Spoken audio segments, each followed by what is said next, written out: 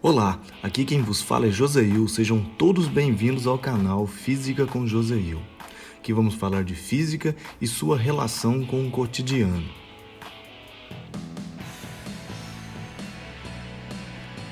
Nessa aula vamos finalizar a primeira parte das leis de Newton, fundamentos. Então vamos para a revisão da aula anterior. Na aula anterior falamos da terceira lei de Newton. Aprendemos que toda ação gera uma reação, com mesma intensidade, mesma direção e sentido oposto.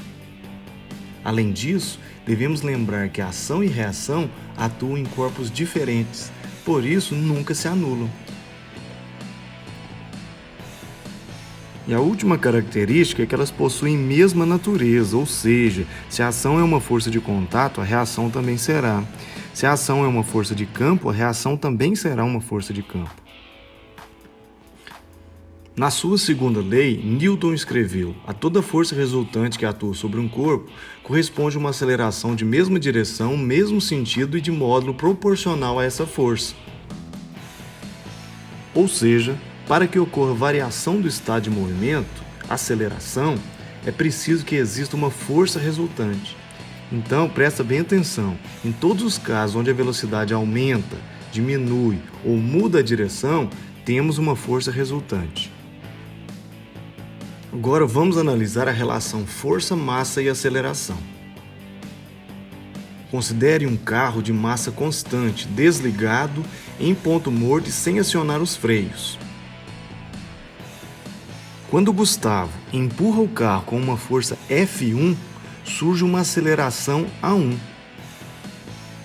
Agora, com a ajuda de Rodrigo, duas pessoas empurram o carro com uma força F2, que é maior que F1. Essa força gera uma aceleração A2, que também é maior do que A1. Ou seja, concluímos que a aceleração é diretamente proporcional à força, pois aumentando a força, a aceleração também aumentou. Considere agora um carro de massa M, uma locomotiva de massa M e a força exercida sendo constante. A mesma força vai ser aplicada para os dois casos. Essa força F gera uma aceleração A1 no carro de massa M. E essa mesma força, quando aplicada na locomotiva de massa M, gera uma aceleração A2. Essa aceleração A2 é menor do que a aceleração A1. Logo, concluímos que a aceleração e a massa são grandezas inversamente proporcionais. De acordo com as relações, podemos agora analisar a equação da segunda lei de Newton. Notamos que a força e a aceleração são vetores, e sendo a massa sempre positiva, as grandezas força e aceleração obrigatoriamente têm o mesmo sentido. Graficamente, podemos relacionar essas grandezas da seguinte forma.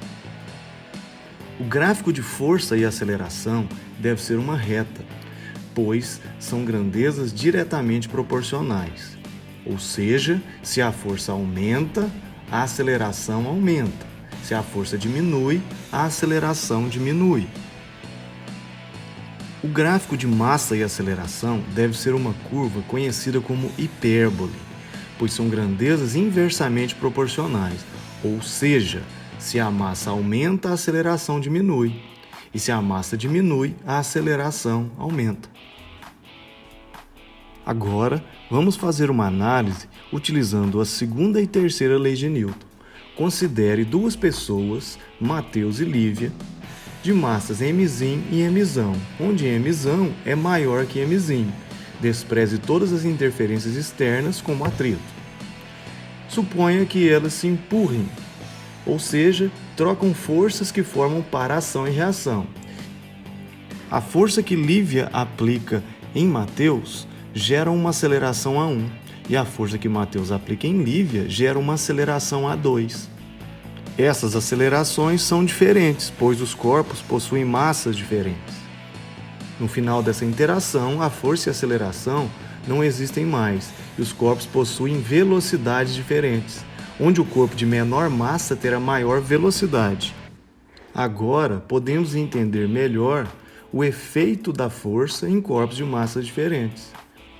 Portanto, evitar colisões com corpos muito massivos ou rígidos é bastante inteligente.